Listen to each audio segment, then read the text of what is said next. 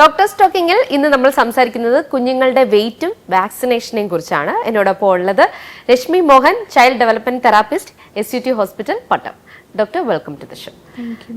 എനിക്ക് ചോദിക്കാനുള്ളത്, കുഞ്ഞുങ്ങളുടെ വെയിറ്റ്, ഇപ്പോൾ വെയിറ്റ് കുറഞ്ഞ കുട്ടികളുണ്ട്, ഒരു 2.5 kg ആയിരിക്കും ഇവർക്ക് വേണ്ട നോർമൽ വെയിറ്റ് എന്ന് പറയുന്നത്. പക്ഷെ അതിനേക്കാളും ലോ വെയിറ്റ് ആയിട്ടുള്ള കുട്ടികൾ ജനിക്കാറുണ്ട്. അപ്പോൾ അങ്ങനെയുള്ള കുട്ടികൾക്ക് ശ്രദ്ധിക്കേണ്ട കാര്യങ്ങൾ എങ്ങനെയാണ്? അവരെ എപ്പോഴായിരിക്കും നമുക്ക് കുളിപ്പിക്കാനൊക്കെ പറ്റുന്നത്?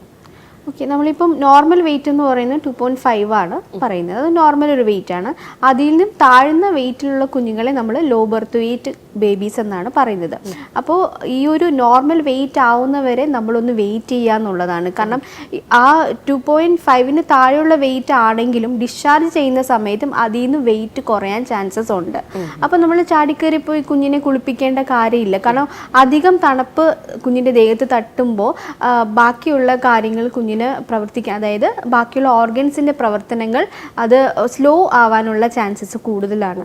അപ്പോൾ അതുകൊണ്ട് നമ്മളൊന്ന് വെയിറ്റ് ചെയ്യും. നമ്മൾ ഈ 2.5 എന്നുള്ളൊരു വെയിറ്റ് എപ്പോഴാകുന്നോ ആ സമയത്ത് മാത്രം നമ്മൾ കുളിപ്പിക്കുക എന്നുള്ളതാണ്. അതും നിങ്ങൾ കുഞ്ഞിനെ കാണിക്കുന്ന ഡോക്ടറിനോട് ചോദിക്കുക കുളിപ്പിക്കാവോ എന്നുള്ളത്.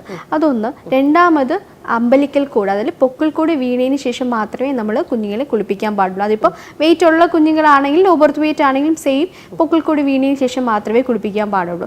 ആദ്യമൊക്കെ കുളിപ്പിക്കുമ്പോൾ നമ്മളൊരു വിത്തിൻ 2-3 മിനിറ്റ്സിനുള്ളിൽ കുളിപ്പിച്ചെടുക്കുക എന്നുള്ളത്. അപ്പോൾ ചിലവർ കുറേ നേരം എണ്ണ തേച്ചിട്ട് കിടത്താറുണ്ട്, അതല്ലെങ്കിൽ മസാജ് ചെയ്ത് കൊടുത്ത് അത് തന്നെ ഏകദേശം ഒരു അരമണിക്കൂറോളം നിൽക്കും. അപ്പോൾ അങ്ങനെയൊന്നും ആദ്യമേ കുഞ്ഞു കുട്ടികളെ ചെയ്യാനായിട്ട് പാടില്ല എന്നുള്ളതാണ്.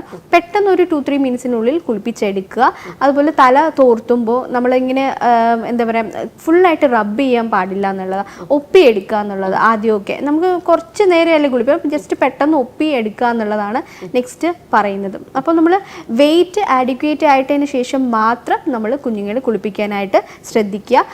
അതിന് മുന്നേ വേണമെങ്കിൽ നിങ്ങൾക്ക് ചെറിയ ചൂടുവെള്ളത്തിൽ ടവല് മുക്കി ദേഹമൊക്കെ ഒന്ന് തുടച്ചെടുക്കുക, വാവിൻ്റെ ദേഹമൊക്കെ തുടച്ചെടുക്കുക. ഓറൽ ക്ലീനിങ്ങും ഒക്കെ നമുക്ക് ചെയ്തു കൊടുക്കാവുന്നതാണ്. ഓക്കെ.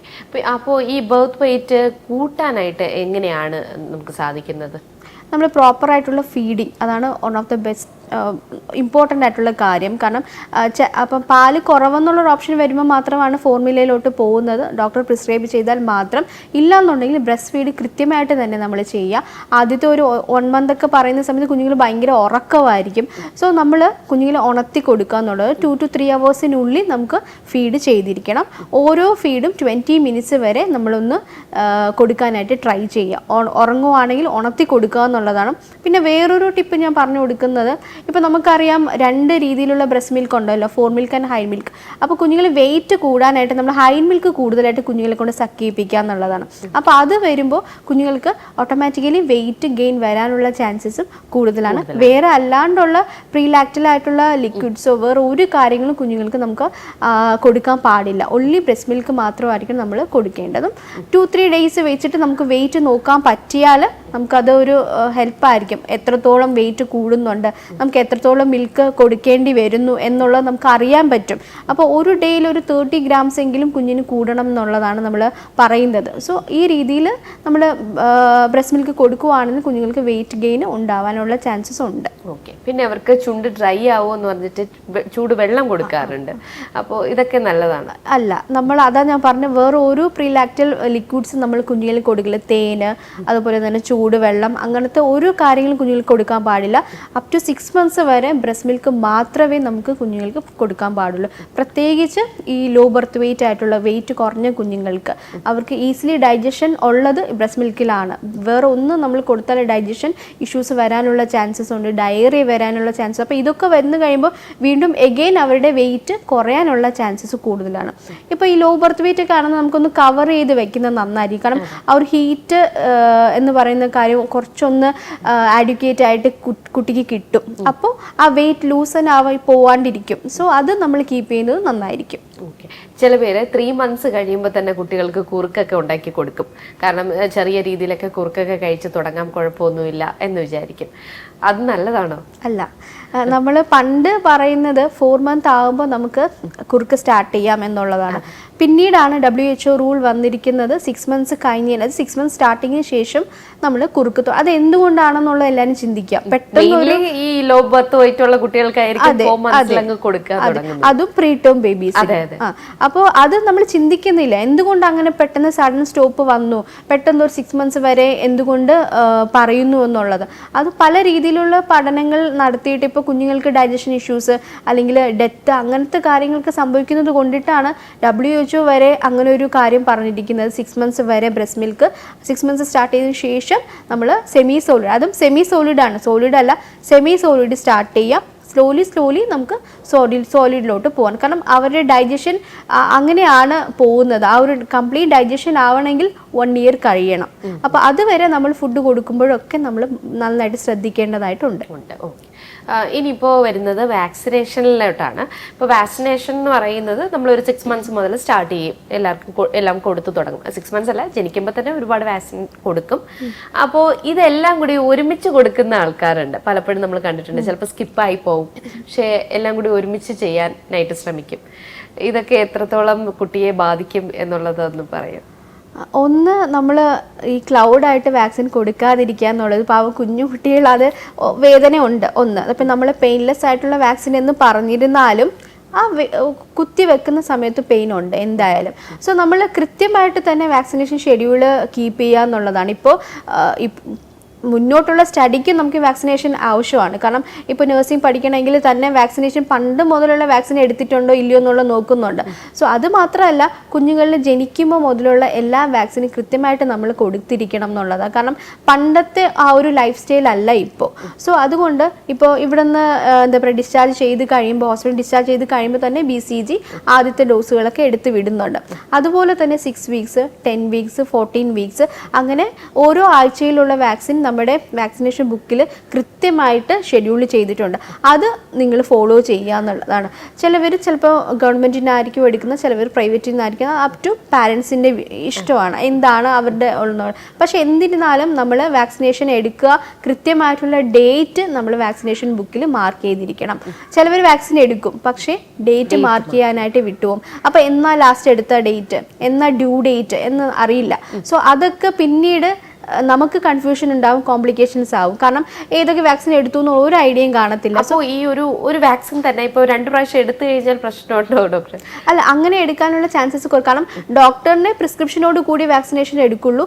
അപ്പോൾ ഡോക്ടർ ചോദിക്കും ലാസ്റ്റ് ഡേറ്റ് എന്നാണെന്നുള്ളത്. അറ്റ്ലീസ്റ്റ് ഒരു ഊഹം പോലും ഇല്ലാണ്ടിരുന്ന് കഴിഞ്ഞാൽ നമുക്ക് പിന്നീട് എടുക്കുന്ന വാക്സിനിൽ ഏജ് വൈസ് നോക്കുമ്പോൾ ഡിഫറൻസ് വരും, തെറ്റ് വരും. സോ അങ്ങനത്തെ ആ ഒരു അബദ്ധങ്ങളിലോട്ട് പോവാണ്ടിരിക്കുക. ഇപ്പം എല്ലാവർക്കും അതിനുള്ള അവയർനെസ് ഉണ്ട് എന്നാണ് എൻ്റെ ഒരു വിചാരം. കാരണം എല്ലാവരും കൃത്യമായിട്ട് തന്നെ എടുക്കുന്നുമുണ്ട്, മാർക്ക് ചെയ്യുന്നുണ്ട് ഉള്ള. അപ്പോൾ ഗവൺമെൻറ്റിൽ നിന്ന് എടുത്താലും പ്രൈവറ്റിൽ നിന്ന് എടുത്താലും കൃത്യമായിട്ട് മാർക്ക് ചെയ്യുന്നുള്ളൂ എന്നുള്ളതാണ്. പിന്നെ കുറച്ച് ചില വാക്സിൻസ് എല്ലാം ഓപ്ഷണൽ നമ്മൾ പ്രൈവറ്റുകളിലുണ്ട്.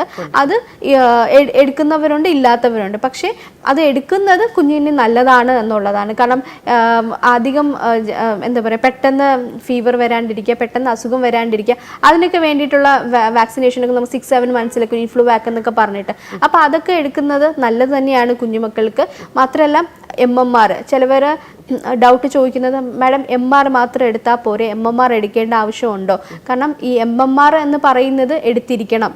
MR വേറെ, MMR വേറെ, രണ്ടും ഡിഫറൻസ് ഉണ്ട്. MR എന്ന് പറയുന്നത് മീസിൽസ് റുബല്ല എന്നുള്ളതാണ്, MMR എന്ന് മംസ് മീസിൽസ് റുബല്ല. അപ്പോൾ ഇത് മൂന്നും നമ്മൾ എടുത്തിരിക്കണം എന്നുള്ളതാണ്. അപ്പോൾ നിങ്ങളുടെ വാക്സിനേഷൻ ബുക്ക് നിങ്ങൾ കൃത്യമായിട്ട് കീപ്പ് ചെയ്യുക. അതിലുള്ള വാക്സിൻസ് ഡേറ്റും മാത്രമല്ല ഏതൊക്കെ മന്ത്, ഏതൊക്കെ ഏജിൽ ഏതൊക്കെ വാക്സിൻ എടുക്കണം എന്നുള്ളത് കൃത്യമായിട്ട് നമ്മൾ അതിൽ അടയാളപ്പെടുത്തിയിട്ടുണ്ട്, എങ്ങനെയൊക്കെയാണെന്നുള്ളത്. അത് കൃത്യമായിട്ട് മനസ്സിലാക്കി കുഞ്ഞുങ്ങൾക്ക് എടുത്തു കൊടുക്കുക. ഒന്നും മിസ്സായി പോകരുത് എന്നുള്ളതാണ്. കാരണം ഇപ്പം അസുഖമൊക്കെ വന്നു കഴിഞ്ഞാൽ ചിലപ്പോൾ 1-2 days നമുക്ക് മാറാം, ഫ്രണ്ടിലോട്ട് മാറാം. പക്ഷേ അത് സ്കിപ്പ് ചെയ്ത് പോകുന്നത് മിസ്സാക്കുന്നത് തമ്മിൽ ഡിഫറൻസ് ആണ്. സ്കിപ്പ് ചെയ്ത് പോകുന്നത് എടുക്കാതിരിക്കുക എന്നുള്ളതാണ്. മിസ്സായി പോകുന്ന ചിലപ്പോൾ ഡേയ്സ് അങ്ങോട്ടും ഇങ്ങോട്ടും മാറിപ്പോവാം. അതിലും വേറെ വിഷയം വരുന്നില്ല. ഡോക്ടറിനോട് തന്നെ കൺഫേം ചെയ്തതിന് ശേഷം നമുക്കത് കൃത്യമായിട്ട് എടുത്തു കൊടുക്കാവുന്നതാണ്. ഇപ്പോൾ ഗവൺമെന്റിലെടുത്ത്, ഇപ്പോൾ മാം പറഞ്ഞതുപോലെ തന്നെ ഒരുപാട് ഓപ്ഷൻസ് ഉണ്ട് പ്രൈവറ്റിലെന്ന് പറഞ്ഞു. ഇപ്പോൾ ഗവൺമെന്റിലെടുത്ത ഒരു കുട്ടിയാണ്, കുറച്ച് ഏജായി, ഇപ്പോൾ ഒരു 3-4 years ആയി. പക്ഷേ ഇവർക്ക് ഈ 6 months കുറച്ച് ഓപ്ഷണൽ ആയിട്ടുള്ള പ്രൈവറ്റിലുള്ള വാക്സിൻസ് ഒന്നും കിട്ടിയില്ല. അപ്പോൾ അത് വീണ്ടും എടുക്കണമെന്നുണ്ടെങ്കിൽ ഇനി പറ്റുമോ? അല്ല, ഏജ് വൈസ് ഒത്തിരി ബാക്കിലോട്ട് പോവാന്ന് ഉണ്ടെങ്കിൽ എടുക്കാനായിട്ട് പറ്റില്ല. പക്ഷേ അതിന് ഓപ്ഷനിലായിട്ട് വേറെ വാക്സിൻസ് ഉണ്ട്. ആ ഒരു ഏജിന് പറ്റിയ ഏതാണ് വാക്സിൻ ഉള്ളത് പീഡിയാട്രീഷ്യൻ പറയും, അതനുസരിച്ച് നമുക്ക് എടുക്കാം, അതിന് കുഴപ്പമില്ല. ഓക്കെ. അപ്പോൾ ഗവൺമെന്റിൽ എടുത്തതിനേക്കാളും വേറെ ഓപ്ഷൻ കൂടെ option ഉണ്ട്. എടുക്കാൻ അതെ, പറ്റും. അതിന് പ്രശ്നമൊന്നുമില്ല. ഇല്ല. ഇല്ല. മാം പറഞ്ഞതുപോലെ തന്നെ ഇപ്പൊ ഫീവർ ഒക്കെ വരുന്നത് പെട്ടെന്ന് തന്നെ ചില പിള്ളേർക്ക് വരും. അതായത് ഈ വേറെ വാക്സിൻസ് ഒന്നും എടുത്തിട്ടില്ലാത്തത് കൊണ്ട് തന്നെ ഇപ്പൊ ഗവൺമെന്റിലുള്ള കുറച്ച് ലിമിറ്റഡ് ആയിട്ടുള്ളത് മാത്രമേ ഇവർ എടുത്തിട്ടുള്ളൂ. അപ്പോൾ പെട്ടെന്ന് തന്നെ പനി വരുന്നു. അപ്പോൾ ഇനിയിപ്പോൾ ഈ വാക്സിൻസ് എടുത്തു കഴിഞ്ഞാൽ ഗ്യാരണ്ടി ആണോ അവർക്ക് ഇനി പനി വരില്ല എന്നൊക്കെ ഉള്ളത്? അങ്ങനെയില്ല, നമുക്ക് പനി വരും, പക്ഷെ ആ പനിയുടെ തോത് നമുക്ക് കുറയ്ക്കാം. എന്ന് വെച്ചാൽ വേറെ ഇൻഫെക്ഷൻസ് ആവാണ്ടിരിക്കാൻ നമുക്ക് ബോഡി ഹെൽപ്പ് ചെയ്യും, ആ ഒരു ഇമ്മ്യൂണിറ്റി കിട്ടും എന്നുള്ളതാണ്. ഇപ്പൊ വാക്സിൻ എടുത്തു എന്ന് വെച്ചാൽ പനി വരാണ്ടിരിക്കില്ല എന്നുള്ളൊരു ഇതില്ല. പനി വരേണ്ടത് എന്തായാലും വരും, പക്ഷേ അതിന്റെ ആ ഇപ്പം ഹൈ ആയിട്ട് ടെമ്പറേച്ചർ ആവുക അതൊക്കെ നമുക്കൊന്ന് ഈ വാക്സിൻ എടുത്തത് കൊണ്ട് കൺട്രോൾ ചെയ്യാനായിട്ട് പറ്റും. പിന്നെ ഈ പറഞ്ഞ പോലെ തന്നെ ഗവൺമെന്റിൽ ഇപ്പോൾ 9 മന്തിൽ എടുക്കുന്ന വാക്സിൻ MR ആണ്. ഓക്കെ, നമുക്ക് പ്രൈവറ്റിൽ MMR ആണ്. പണ്ട് ഗവൺമെന്റിൽ ഉണ്ടായിരുന്നു MMR വാക്സിൻ, പെട്ടെന്നാണ് അവർ സ്റ്റോപ്പ് ചെയ്തിട്ട് MR-ലോട്ട് മാറിയത്.